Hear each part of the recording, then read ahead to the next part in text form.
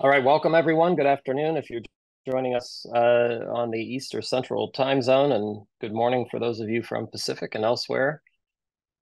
You're joining us today for a session with the News Literacy Project called Are You Informed or Influenced about the 2024 presidential election and related issues to help you navigate news and information around the election. I'm Peter Adams. I head the research and design team at the News Literacy Project, and we'll be walking you through this topic for the next hour.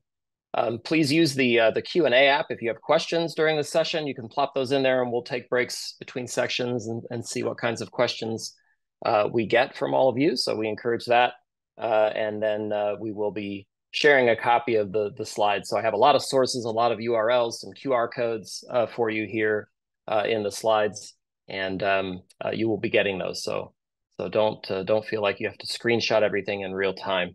So with that, we can get underway. Just thought it would be helpful to frame the conversation. If you're not super familiar with the News Literacy Project, this is our mission. We're a nonpartisan education nonprofit organization that works with educators and others to build a more news literate America, to help people to be better informed, more engaged, and more empowered participants in democracy.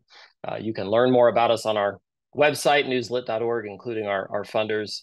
And this is just sort of a statement of what we believe, some of what we believe, that news literacy is an essential life skill. We often make the case that students have a right to news literacy education and actually need it to be civically empowered in today's information environment, which is more complex than any other in human history and more complex every day. That facts matter and that a free press is a cornerstone of democracy, just a vital component in a vibrant and robust democracy. Some of our organizational values are here. We strive to be highly innovative and iterative and do a lot of communication with our educators and other users of our resources and products. We are rigorously independent of our funding sources and nonpartisan. Very much believe in the value of inclusion and diversity on our staff and in our organizations we work with and the people we work with, and try to foster a spirit of collaboration for those same reasons. So today I'm going to organize my talk around kind of 4 tips for staying informed in 2024.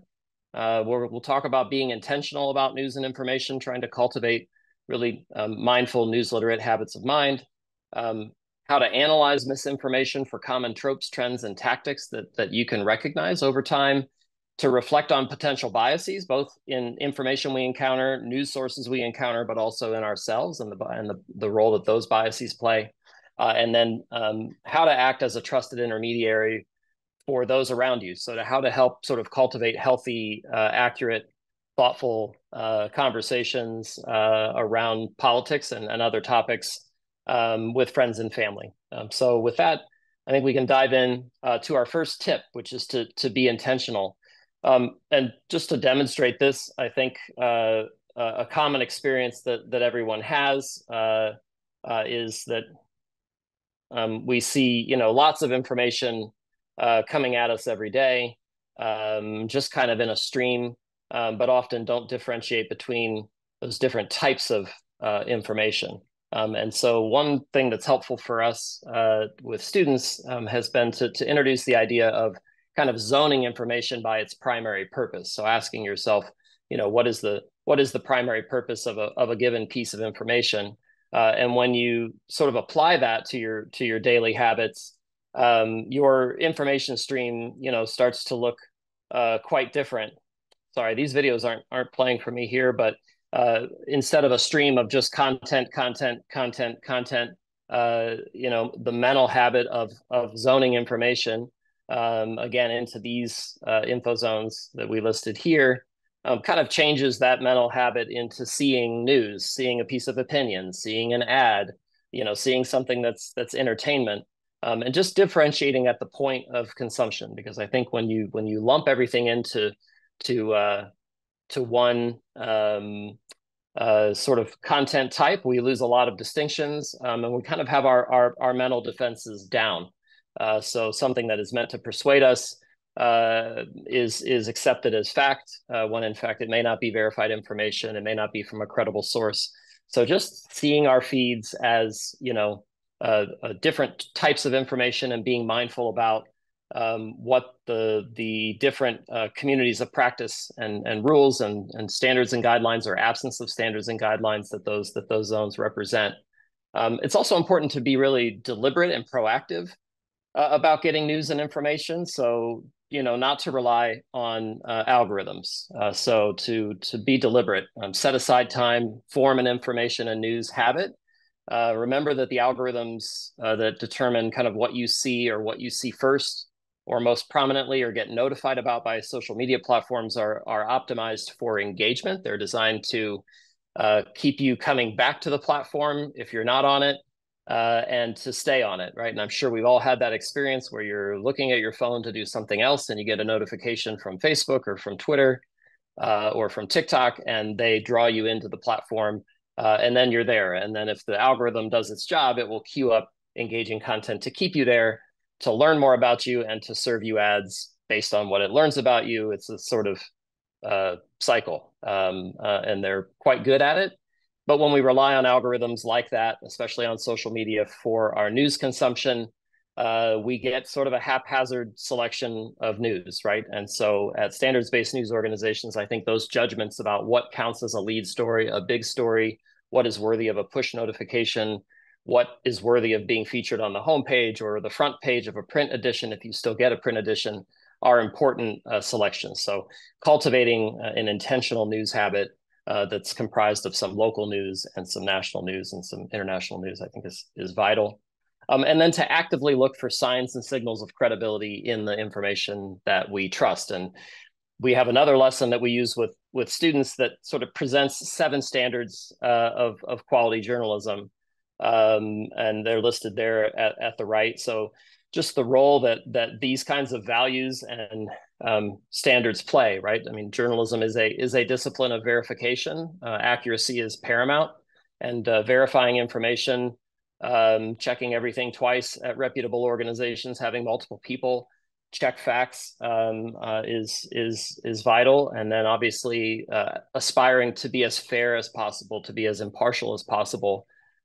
These are, often impossible standards to meet. Perfect fairness may or may not exist in a human product, and we're all probably too biased to recognize such an ideal if we were to see it. But the aspiration to try to be as fair as possible, I think, is key. And I would say the same about impartiality or bias.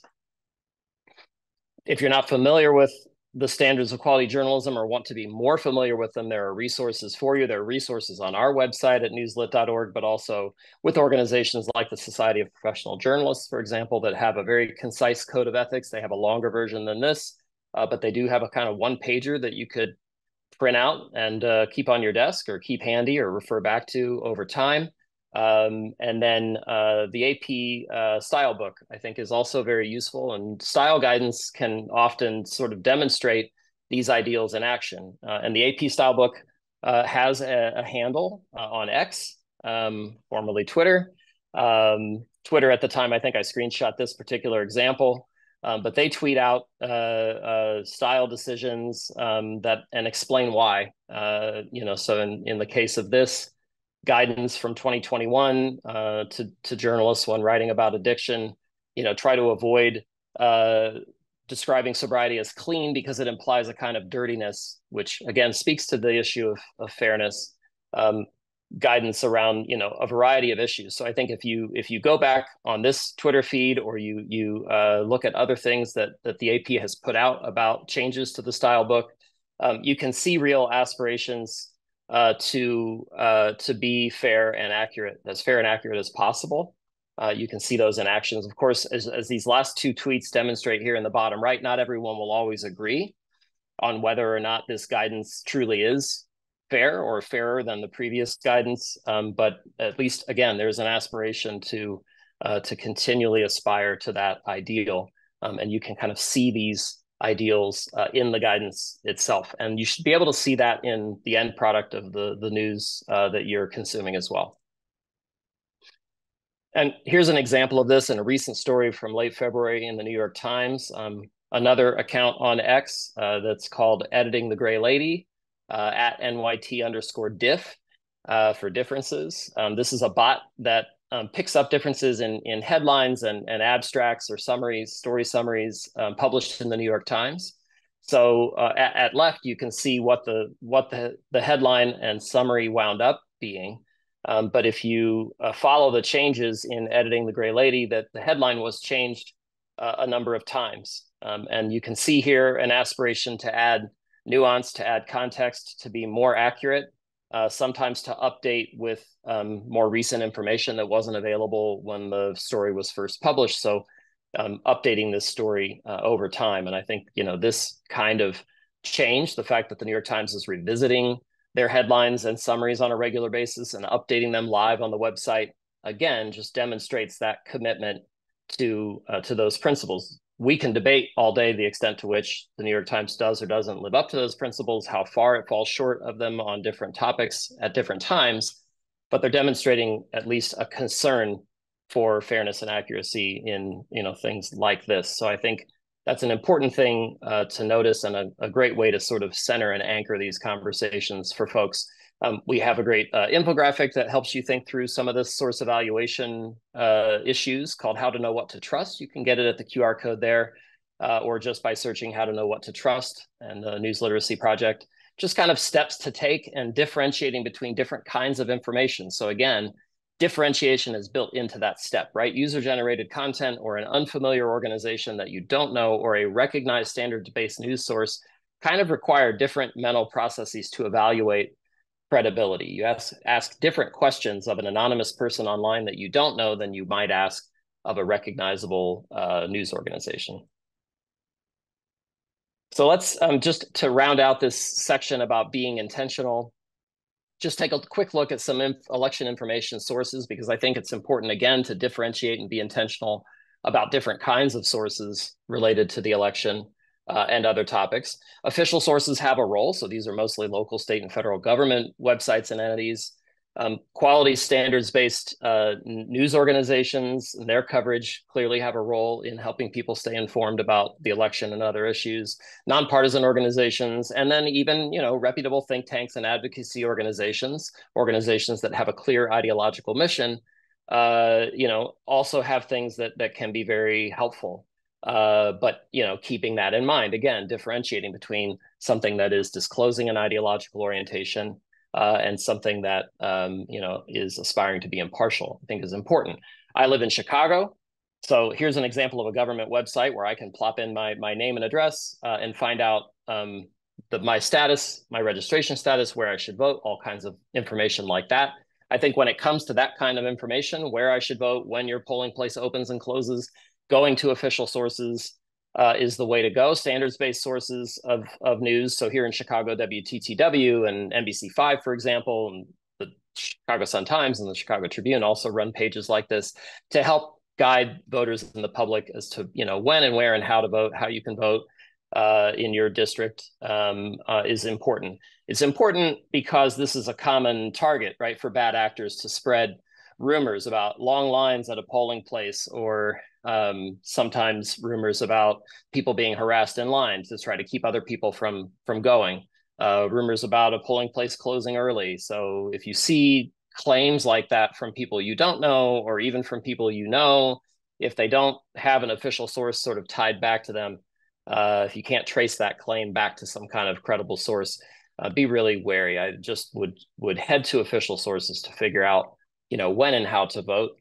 The federal government has a bunch of websites as well, different departments of the federal government. So the U.S. Department of Justice has a page on voting. The Federal Election Commission has lots of information about voting. USA.gov, which is just a clearinghouse website for the federal government, has a lot of kind of election-related information, just kind of election literacy, how our election processes work, which I think is quite important, more important now than I think ever before, as people make lots of claims about fraud and other types of issues in our election processes that are often based on a misunderstanding of how our elections work. We'll get into some of those in a later section here. They also have a section on voter fraud, voter suppression, and election crimes that you can sort of read more about what election crimes are, what constitutes an election crime, so you can, bear that in mind when you see claims about election fraud and so on. The FBI has an election crimes page. And then other associations, so the National Association of Secretaries of State have great information. The National Association of State Election Directors have great information. And then lots of nonpartisan sources. So Ballotpedia is a website that can help walk you through the issues and local figures and federal national figures on your ballot if you plug in your location. Vote 411 is a great resource from the League of Women Voters, vote.org, Better Civics, and procon.org, which is run in part by Encyclopedia Britannica, just looking at pros and cons of different public policy decisions and solutions to problems. Quick news literacy tip. If you're not familiar with an organization, if somebody says, oh, hey, go to, use vote 411, or they share a link on your preferred social media platform to vote 411, and you think to yourself, I like this person, I trust this person, but I'm not sure what vote 411 is or how credible they are, you can actually just do a search for their name in quotation marks on Google. And then if you get a bunch of results from, say, the League of Women Voters, lwv.org, which you should, if you did that search, as I have it here, even if you limit your results to news, which is key, hit that news tab, you'll still get a lot of results from lwv.org. But you can exclude that site and then get to other news organizations' coverage about vote411.org. So what you're looking for is a credible source to tell you information about vote411.org that is not the organization that built it, right? The League of Women Voters can tell you all day, this is a great resource. You may already be familiar with the League of Women Voters and trust them, and that might be enough for you. But if you want it from another source, from a credible source, get off of the League of Women Voters website and go to another credible source. So doing specific searches, limiting to news, and then excluding sites themselves, so they're not telling you they're credible, someone else is, I think is a great way to go when you're looking into any source.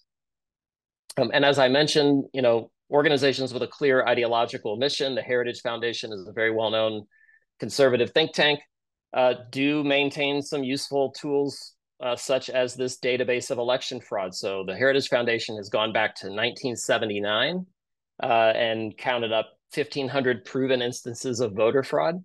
And you can explore those. And I think it's interesting. This is an enormous talking point in the last several elections. Lots of claims and lots of false claims or misleading claims about election fraud, the prevalence of election fraud, how easy or hard it is to commit. And so I think exploring these can be helpful. So you can choose your state in the Heritage Foundation's database tool. You can then pull up and filter your results for all of those examples of fraud.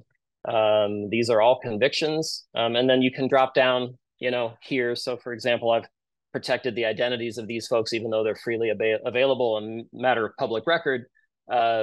You can see the nature of the crime that they committed. And I kind of think it helps draw first of all, the prevalence. So they found about 1,500 confirmed cases since 1979.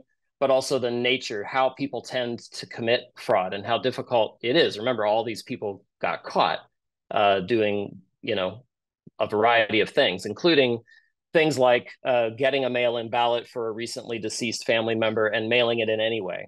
Sometimes thinking, well, I'm going to vote the way they would have voted. I know they really cared about this. I want to send it in. That's still fraud. And that is caught, even though the ballot was there and ready to mail in. Because there are vetting processes in place to make sure that everyone is qualified to vote. So I think that's a very interesting thing to explore. The Brookings Institution also has some great campaign and election resources, including a webinar just yesterday about the dangers posed by AI and disinformation. So, follow their YouTube channel or follow their site as well and explore some of the resources there, knowing again that they have a more progressive or liberal orientation as a think tank. They tend to focus on issues that are important to folks who identify as liberal and progressive, but still very useful information, the same as Heritage, regardless of your political orientation. So just to round that out, Ali, I don't know if we have any questions in the Q&A app here. looks like maybe one. Yeah, Sheila, that's a good question. I would say, so Sheila's asked, how do you know what a reputable think tank is? And I think, I would say that do the same thing that I suggested for nonpartisan organizations that you don't recognize. So if you don't know what the Brookings Institution is or the Heritage Foundation, or you've seen their name, but you're not sure about their orientation or their reputation, you can do a search for their name in quotes and then limit those Google results to news, and then look through the coverage, right? And look at how they've been characterized or cited. If credible organizations and credible news organizations are citing them or do articles about who they are. Conversely, if you see coverage that they are somehow controversial or putting out misleading information or have controversial funding sources, you would discover that there, right? So that's kind of a quick approach to that. So with that, we can move on to the second tip, analyzing misinformation. And this is something that I think applies anytime, but particularly during elections. Let me get some coffee here, excuse me. All right, so obviously online platforms, social media platforms, user-generated environments online have a lot of mis and disinformation. Here's a recent example. This is a video of results sort of changing from. Let me actually play the video here. Sorry about that. So somebody took a screenshot of a website that showed the results of the election changing. Something's going on with my video, my ability to play video in the deck. So I apologize. If this were to play, you would see the votes for Garvey, Steve Garvey, go down, and Adam Schiff sort of go to the top. This is the recent results of a California primary, and the claims are that obviously that votes are being stolen from Garvey. This is a screenshot of what turned out to be the New York Times website, which was tallying up votes. And for about 30 minutes, it looked like this, and then the vote total shifted when a typographical error somewhere along the voting reporting line at the Associated Press, because a lot of news organizations rely on the AP's data, somehow broke down. Somebody added an extra zero and gave Steve Garvey something like 900,000 extra votes. It's supposed to be 100,000. It was entered as 1,000,000. It was a human error. It was corrected, and when it was corrected, those vote totals shifted, and that set off a variety of rumors around this. That screenshot video went viral itself with a lot of different claims. We actually have an entry about this particular example on our RumorGuard website. This is rumorguard.org, run by NLP. And what we do is curate examples of misinformation, not just about the election, but we're very focused on the election right now. And we summarize published fact checks about that election. So these quick no, yes statements that you see down the left side give you just a concise summary of the findings of fact check organizations that have fact checked this particular claim. And then we give you a takeaway. So what can you learn from this example that you can carry forward? Why is this example significant? And so we have our sort of take, right, that a lot of false claims of voter fraud circulate on social media, and some of them stem from misunderstandings about how election results are reported. Obviously, the AP's vote count, their tally, does not determine the winner of an election. It's supposed to reflect the actual count, which then has to also be verified. So that gives you that explanation. As I mentioned, well, I didn't mention this at the top. You can actually sign up to get email alerts and or text alerts when we publish new RumorGuard entries. So if you don't, remember to go to rumorguard.org, you can get an email when we have a significant new entry, or you can get a text every time we publish a new entry. And my colleague Ali is adding some of the sign up links in the chat. And you can join the RumorGuard, which essentially means you get an alert. And if you think it's something that is worth sharing with friends and family to kind of get out ahead of and warn them, you may see this. You may not want to share it. Don't believe it. That is sort of the purpose of that tool. And as I mentioned, this went viral in a number of different iterations.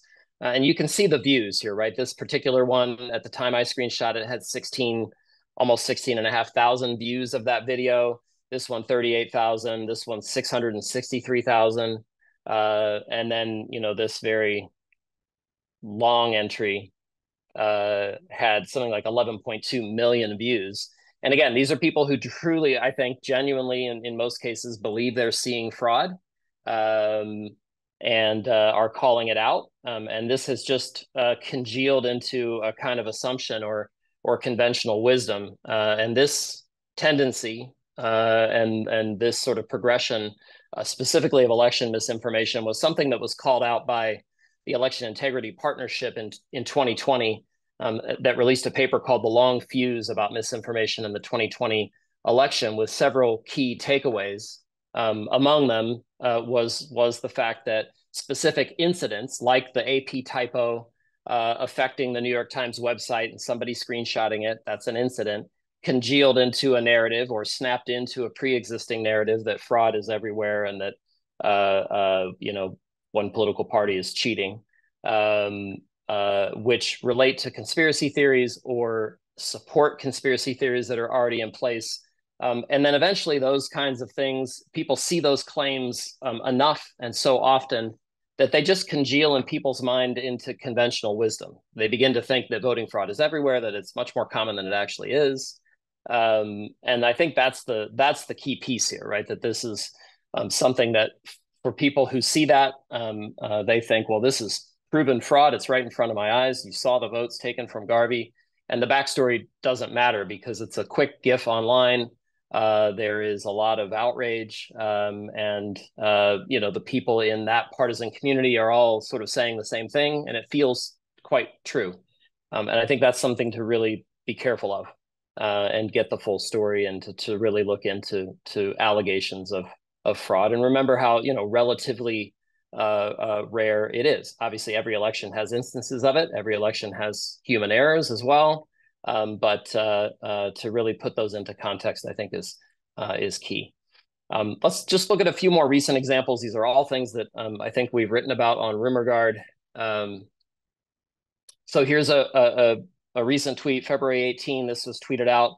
This was shortly after 3 first responders outside of Minneapolis were killed, and Amy Klobuchar expressed condolences. And so this then went out, right? Everybody make this go viral. Look, it's Amy Klobuchar, who's circled in red there. That's Keith Ellison, the state attorney general in Minnesota, in the foreground, with a group of what appear to be supporters, all holding, or 3 of whom are holding defund the police signs. But this is a doctored image, right? And so one warning sign, if the fact that they're smiling and posing with defund the police signs isn't odd enough and give you pause, the fact that the person sharing this said, everybody make this go viral, like maybe everybody should share this, appeals to share something. People who say that the mainstream media refuses to cover this, make this go viral. Those kinds of appeals are really strong cues that something is up and might not be true, or might be highly misleading. Here's the original photo that was tweeted out in October of 2022 by the state attorney general, just about supporters. This is the kind of tweet or kind of post that politicians make, talking about meeting with constituents and so on. But you can see the photo at the left. The signs weren't there. The signs were added to that photo. Very tough to pick up on at a glance. I think if you zoomed up on the hands of the woman in the front row, for example, you might have been able to pick up on the manipulation. Really, really tough if you're just sort of in grazing mode online.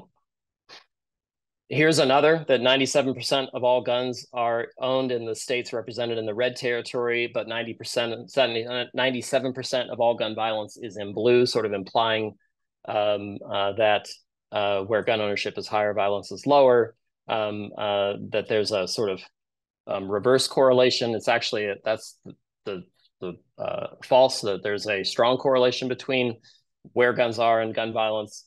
These are entirely made up statistics that are pasted on top of an image of a map of 2016 voting results. So this was taken from a Medium blog post, just copied. and then just attached to a new claim. So this is just manufactured, false evidence for a claim. And, of course, it elicited a lot of comments, including a lot of racist comments about the areas in blue. Here's another example. I'm hoping this video plays for me here, but it may not. Yeah, it will not. I apologize. We'll have to find a way to share these with all of you. Something about my connection here is not letting me play video today. But this is a video of Governor Greg Abbott in a real Fox News interview. And then he makes a curious statement when the interview cuts away to some B-roll as he appears to continue to talk in this interview. He makes a statement that that Biden should learn something from Putin about learning to work and focus on national interests. And it's actually an AI voice clone segment. So it's an authentic clip of a Fox News interview, but one moment, several seconds in the video, an AI voice clone tool was used to replicate Abbott's voice and insert something he never said. And this is something that, and we'll talk a little bit more about generative AI here in a minute, but this is something that we really have to be wary of on a number of fronts. And I think generative AI as a technology is rapidly advancing, and voice cloning, is an underappreciated, I think, aspect of this. We are seeing a lot of this early on, that people will take authentic footage and just manipulate the audio, even in just one portion. The tools that are available now, freely available, don't require very much footage to learn someone's voice and be able to replicate it pretty convincingly. We also kind of worry about people getting, phone calls from loved ones who are in distress, allegedly from an unfamiliar number. Somebody voice cloning, somebody could use this presentation to clone my voice, right? And then make a voice clone of me, and then contact family members as part of a scam. So this is, also a very common disinformation tactic. We expect to see a lot more of this. And people often do this to news. They manipulate footage of broadcast news in different ways. If you ever want to check the authenticity of a news broadcast, you can typically find the authentic archived footage on the Internet Archive's website, which lives at archive.org, but their TV News Archive, which lives at the URL that I have here on the screen, lets you filter down to the station, the program, the date. You can search transcripts and so on and find the original footage of this Fox interview with Abbott to see for yourself if he really said that. It's enormously useful and very accessible and easy to use. A huge fan of the Internet Archive, which also lets you screenshot web pages as they appear at any given time. So those of you that are familiar with the Internet Archive's Wayback Machine is also a worthwhile tool. Here's an example of an AI-generated image. So this is not a photo, even though it looks like a photo. Remember, digital photos are comprised of tiny little pixels, tiny little dots of different colors. And so from one point of view, digital photos are nothing but an arrangement of different colored pixels. And generative AI tools, simply put, are tools that have learned how to arrange pixels in ways that appear to us as photos. So if they're told to produce something that's photorealistic, they can also produce things in a cartoon style or an avant-garde style or something like that. But in this case, this is clearly meant to look realistic. Those aren't people. It's hard to sort of see it from that perspective. It looks like a photo. It looks like President Biden. Those look like people around him. They are not. They're synthetic arrangements of pixels made to look like people. And this, is clearly made to make Biden look strong and authoritative. He's in military fatigues, tweeted out by a supporter of Biden. And this, again, is AI generated. So it's synthetic. This image is synthetic. And it has a claim attached to it, right? So someone created a synthetic image and then said that the young men in the picture waved Trump down, waved his motorcade down, and then, posed with him. You can see a slight watermark on one person's chest here, just at the far right, at Trump_history45. So that's an account that you could dive into and sort of see if that account has any sort of credibility, if they have a history of sharing things like this. You could also do a reverse image search for this and see if you could figure out if anybody's written about it. There are a lot of published fact checks about it. But this is also AI generated, and a good example of something kind of called astroturfing, which is the attempt to sort of fabricate fake grassroots support. So if AstroTurf is fake grass, astroturfing as an online activity is manufacturing evidence of grassroots support or exaggerating grassroots support by engaging in all sorts of things like this. In March 2023, Midjourney, which is a generative AI tool, was used to create, depictions of Trump's arrest that never happened. Obviously, the NYPD or whoever those guys are supposed to be did not wrestle Trump down on the streets of New York. You can see odd visual elements in that particular image. I would say that those visual cues and clues that something is AI generated, like the odd shape, just in front of Trump's face on what appears to be a police officer's clothing, are going away. These tools are getting better, so we can't rely on analyzing fingers. In this image, if you really zoom up on Trump's hands, he appears to have kind of 3 fingers, not 5. For now, those can be things to think about. Look at the background, look at text, look at people's eyes, look at Biden's eyes in this image. Those kinds of details can be tells, but I would say in the longer term, that's not going to be useful either. So that shape is a giveaway, but again, I wouldn't rely on that. And here, you can see Trump's hands are a bit of a giveaway, but again, not something we can count on. We have started to see the use of generative AI in campaigns. So the DeSantis campaign used 3 fabricated or synthetic images of Trump with Fauci in this ad. The others are authentic. The framing of the ad was that, they knew Fauci was a polarizing figure, and they were trying to attach Trump to Fauci and attack him that way. And that was very quickly discovered and so on. Where this technology is heading is into AI-generated video. So we currently have very compelling tools, as you've seen, that let anyone sort of describe an image they would like AI to make, and it will spit out that image. So it will take natural language prompts from you. I would like an image of, Joe Biden leading a meeting in military fatigues or whatever, and it will give you the image, and you can try and try again until you get the one you want. But there are now OpenAI, the same company that owns ChatGPT and other image generators. DALL-E is their image generator. Takes a prompt like this one that I just typed out on the screen about a stylish woman walking down the street in Tokyo, and then will generate video. So the technology is now advanced to the point where you can describe a video scene that you would like, and AI will make it. Again, not people, not a street scene, sophisticated AI that knows how to arrange pixels in a video format. Here are 2 more examples that you can see just based on descriptions. And of course, OpenAI says that they're taking safety precautions and building tools to help detect misleading content, and they're doing all sorts of damage control. I think it's very important for the public to hold these companies accountable, and also to engage in discussion about how these tools should or shouldn't be regulated by whom, by governments and others. It is, I think, the biggest change to our information environment, since mobile phones and social media easily.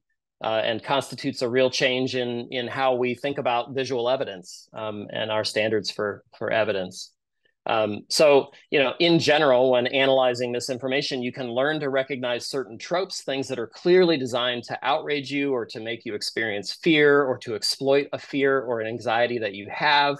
You can recognize conspiratorial claims, vaccine denialism, and things like that. You can recognize trends. So misinformation is often generated about disasters, about war. So the war in Ukraine has generated a lot of viral rumors and fakes and falsehoods and tricks of context. So has the war between Israel and Hamas. Celebrity deaths tend to provoke a lot of false claims. Protests and crowds and images of protests and crowds are used to sort of exaggerate support or outrage at a given policy or support for a given figure. And then again, using screenshots of news coverage can be misleading. Those screenshots can be doctored quite easily, presenting things out of context, fabricating things, creating fake tweets that someone never posted or fake social media posts that someone never posted. Those kinds of tactics we can also learn to recognize, and it's almost like strengthening our mental immune system so that we're sort of inoculated to some of those tactics. And when it comes specifically to election misinformation in 2024, here are some of the themes and the tactics we expect to be most prevalent. Claims about candidates' mental acuity and mental fitness, claims about corruption and voter fraud and immigration and fake grassroots support are among those themes. And then the tactics that we expect to be used, including a lot of AI-generated content, are there as well. We are working on bringing that together into an infographic for you, which will be published to our website as soon as we can get it done. In the meantime, we do have an infographic about misinformation that we call In Brief Misinformation. It includes a lot of the information that I've shared and some that I didn't get to in this talk about misinformation, just sort of ways to think about it. I saw a question earlier about disinformation, misinformation, and disinformation. There is a summary there of what those mean. I'll get to that question, Meredith, here in a bit, actually right now, because before we jump on to this next section. So a couple of quick questions that I'll answer. Meredith asked that, media literacy educators that she has heard that maybe should try to avoid using terms like misinformation or disinformation, and that people are less likely to listen, or they're kind of turned off by that. You can, I think, if you feel like that's the case, you can use terms like false information, as you suggested there, or falsehoods. I think, though, that there is an attempt to sort of, just as there was with the term fake news, which initially meant websites that are mocked up to look like news, but that publish false information, often fabricated information. And then that term was co-opted and weaponized. So I think, in some instances, people in communities of practice or certain domains of expertise need to kind of stand up for their own terms and the integrity of those terms. So, I would hate to cede that ground and give up two very useful and important terms. But at the same time, if you're in an environment where that is causing a distraction as an educator and not getting your point across, yes, I think you can fall back to terms like false information. And then Sheila asked, is any of this voice cloning or doctoring photos and things illegal? No, not really, unless you can prove, malicious intent and all the standards you need to meet in the US for, say, defamation. But it's very, very difficult to know who's making these, where they are in the world, what laws they may or may not be subjected to. It's very unregulated, right? And people are, obviously have protections in the US for expression. So that would be a critical question. I think we'll see a lot of debates about public policy relating to these sorts of fakes and the responsibilities of social media platforms to monitor them or label them, that are just an extension of a lot of the debates that we've seen about mis and disinformation more generally. So moving on to tip number 3, I don't want to run out of time here. These are quicker, so in case you're watching the clock, just news media bias. This is a sort of a definition of news media bias from our materials, that, when assumptions or opinions that favor one side or one interpretation of an issue and event can skew news reporting in a way that's unfair or distortive. And I think it's always helpful when you think about bias to think, what really counts as bias in news and who gets to decide. I think a lot of times people's perceptions of bias are highly influenced by their subjectivity and their biases. I think people on the left and people on the right can often look at the same headline or the same description or the same sentence or the same image choice and see conflicting biases, right? So lots of people think the media is biased, but people don't generally think the media is biased in their favor. And that's true across the political spectrum. And then I think asking more critical questions, like, what do people mean when they say that coverage leans left or is right of center? Like, what does that really mean? And what is the center anyway? And who decides? Is there like a fixed universal center? And what does it look like? Who gets to decide what the center is? And, by comparison, then what is left and right of center? Is most bias in news overt and intentional, or is it perceived and incidental? I would argue the latter, that it's often highly debatable, highly a matter of perception, and a matter of incidental, not intentional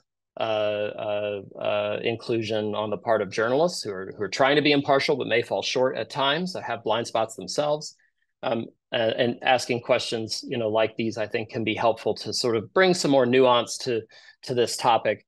And these 4 points as well, right? That often news that might be biased toward our beliefs might just feel right, or inconvenient facts reported impartially may feel biased to us because they disrupt our understanding of the world and they're hard for us to take in. So we have introduced for our students, for students and teachers who use our products, 5 types of potential news media bias that we find it's helpful to not just think of bias in terms of partisanship, but in terms of other kinds. So if you think you're seeing bias in a straight news report, to try to categorize it as a particular type. Are you seeing partisan bias, or do you think you're seeing demographic bias of some sort? Coverage that has a bias toward a particular racial or ethnic group, or away from a particular, harming a particular racial or ethnic group. Are there sexist overtones to the coverage? Are there ageist or other elements of demographics?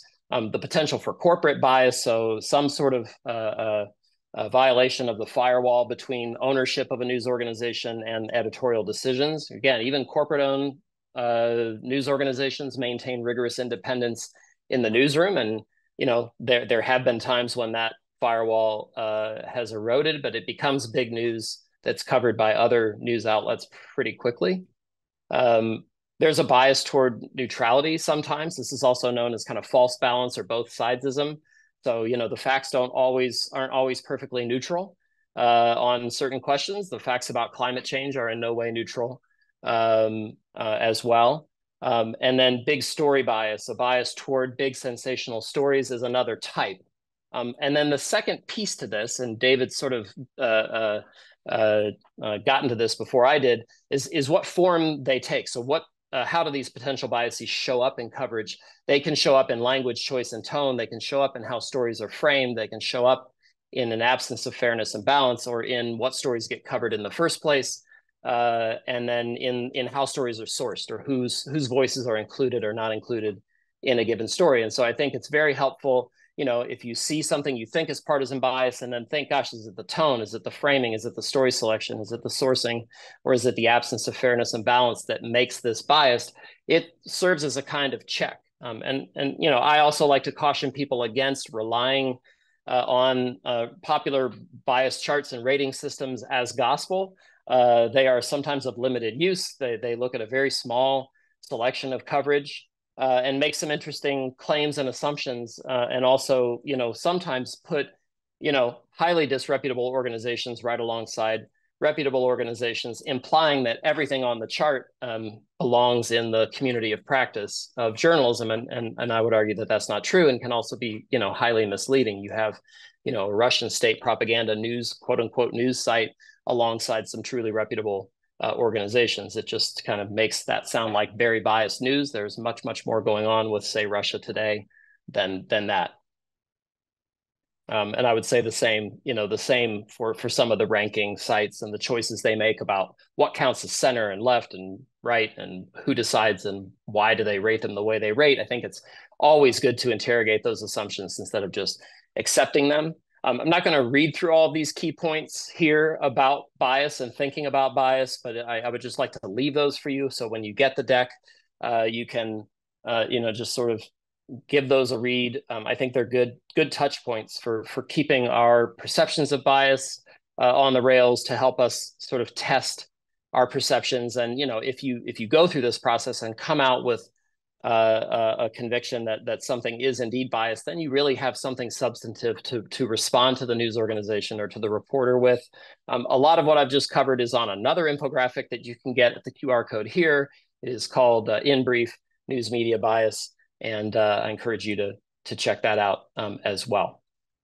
No open questions, and we're short on time, so I'm going to dive right into tip 4. This one's pretty short.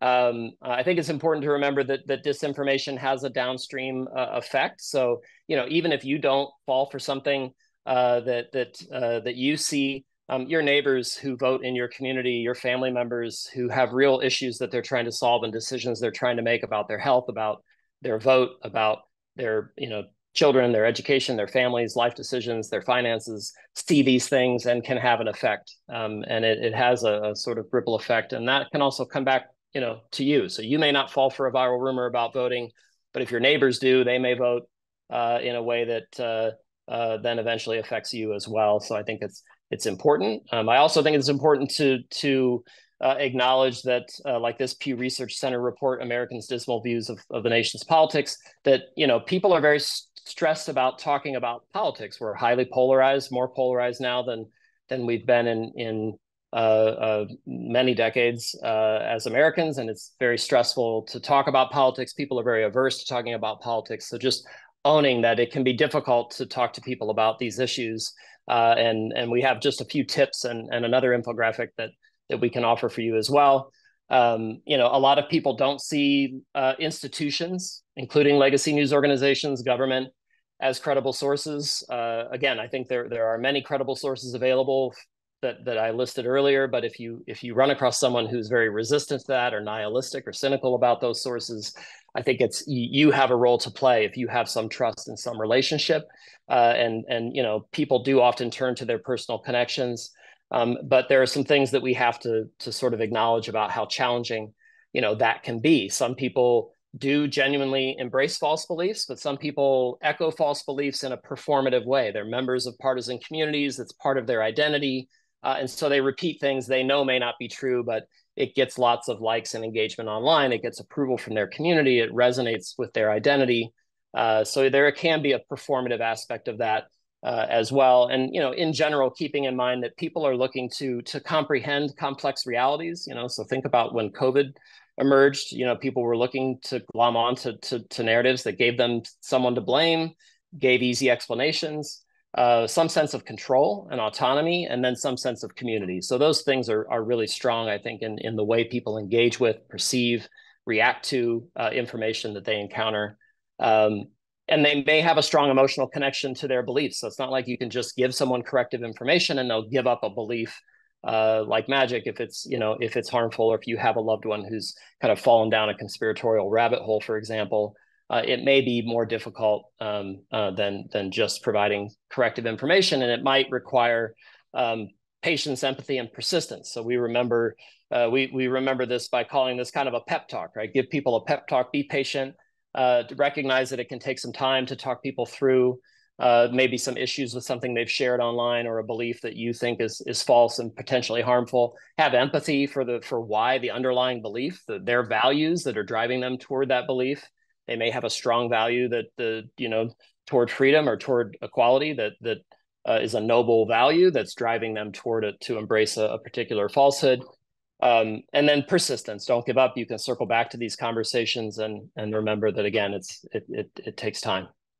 We have an infographic called "How to Speak Up Without Starting a Showdown" that gives you some more guidelines other than that PEP approach that you can find here as well. And with that, we do have 5 minutes on the nose for questions if you have them. We don't have any open questions, but I would encourage folks to either use the chat or the Q&A app to ask any questions you might have of me based on any of these topics or other things about the News Literacy Project and our work, if we can be helpful. And big thanks to my colleague, Ali, in the chat, who's been sharing lots of links to resources.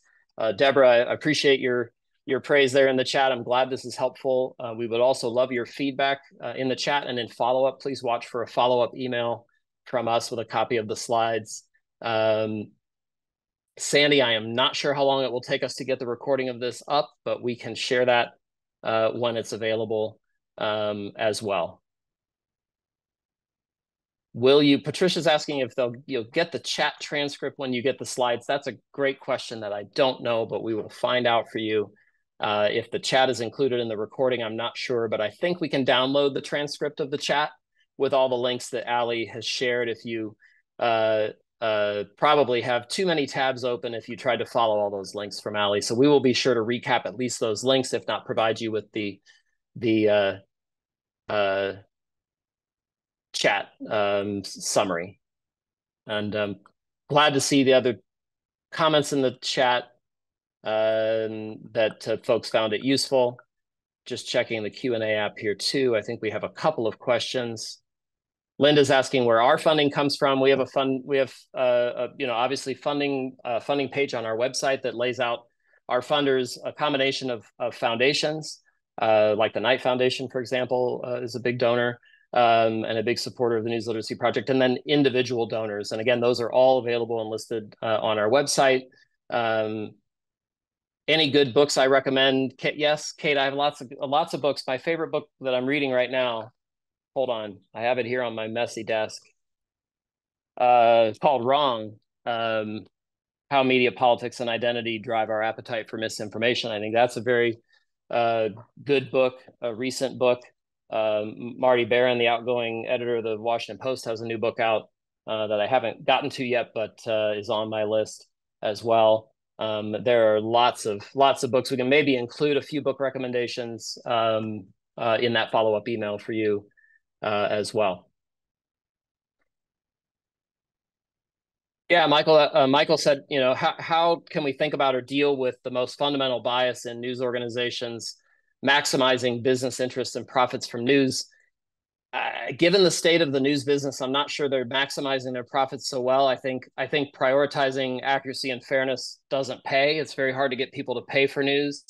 I think news organizations are in a unique position right now and have been for a couple decades of competing online in the attention economy, and the internet and social media have kind of cultivated a disposition in the public and an expectation that information will be free, that everything will be free. But standards-based information costs money to produce. Reporters to actually contact sources and vet sources and write reports and then have editors to check them, and let alone printing things. Even if you're just a digital outfit, it's costly, and I think it provides a real civic value. And we're tragically seeing a shrinkage of local news organizations. It's been absolutely catastrophic, the number of local news organizations that have had to shutter for lack of revenue over the last couple of decades. So I think if you do see a news source that you think is engaging in, say, clickbait, just sort of bald-faced attempts to get clicks based on sensational headlines that aren't very newsworthy, I think the reputation of that news site should be drawn into question, and you can kind of notice those patterns. We've seen that happen to some once reputable organizations. Sports Illustrated, for example, does this all the time, and they've sort of, their reputation, I think, has suffered. So it ultimately, in the long term, simply pursuing clicks and traffic with those kinds of tactics, I think, is not a winning strategy for news organizations. So news organizations are all, though, scrambling to come up with strategies for reaching news consumers and getting attention and making money, and not just doing that for free, because they can't sustain themselves if they do that. Kate, I think PBS NewsHour would be rated different ways by different organizations, but generally pretty credible and pretty high and pretty impartial. I think it's personally think it's a fine news show, and a very reputable outlet for a long time. So that would be my personal take, not necessarily representing NLP, but I think I'm on solid ground saying that.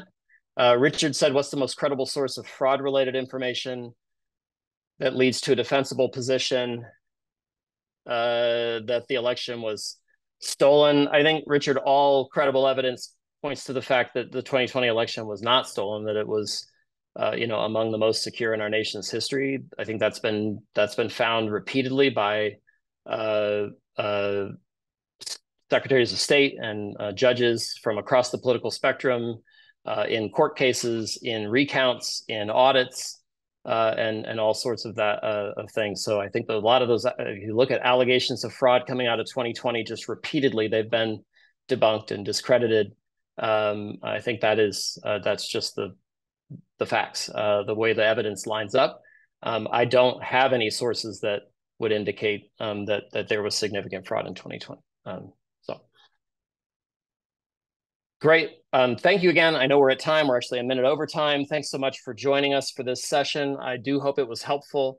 We will be following up on email and very much encourage you to stay engaged with the News Literacy Project on all of our channels and websites, including on RumorGuard. If you haven't signed up for that and really want to stay tuned in to election misinformation, I would encourage you to do that as well. With that, have a great remainder of your day here and a great weekend upcoming here. Thank you.